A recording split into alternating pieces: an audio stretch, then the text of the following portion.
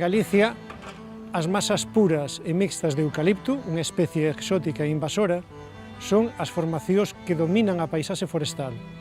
Nestas condicións, o feito de que un concello como de Santiago de Compostela decida facer unha repoboación con especies autóctonas nunha parcela propiedade municipal é unha magnífica idea, tanto polo feito en como foi realizada cun obradoiro de traballos forestais,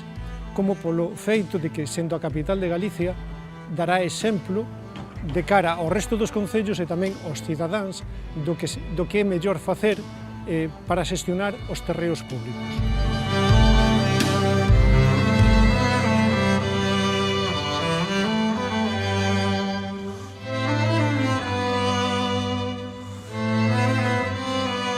O proxecto de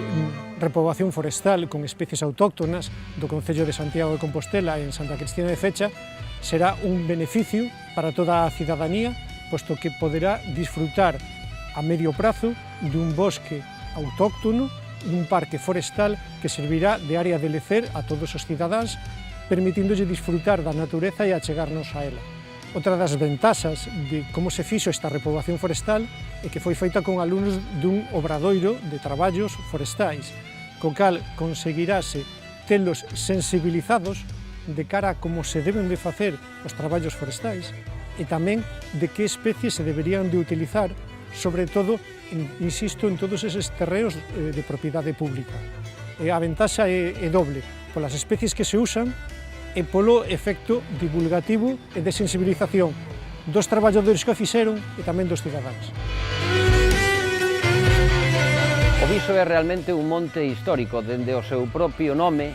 Viso ven do latín vídeo, do participio visum, que é ver, desde o latín, arrastra hasta hoxe esa historia bimilenaria. Despois hai 200 anos, Domingo Fontán, que foi o gran xeógrafo galego, primeiro en España en facer un mapa científico de todos os lugares xeográficos, a súa carta xeográfica, subiu o Viso aos seus casi 400 metros de altitude, subiu o Viso para trazar desde aí as coordenadas, os datos, ollando cara ao Pedroso, ollando cara ao Val do Ulla. Con todo isto, eu creo que compre conquistar de alguna forma o Viso, agora que vai a ser reacondicionado e aberto para todos nós, no sentido de acondicionamento natural, non? Subir ao Viso, familias, pandillas, conquistar de alguna maneira fins de semana e as tardiñas eses montes que rodean tan poéticos a Santiago, e dentre os que o Viso é, xunto co Pedroso, pero o Viso nos garante as mellores vistas.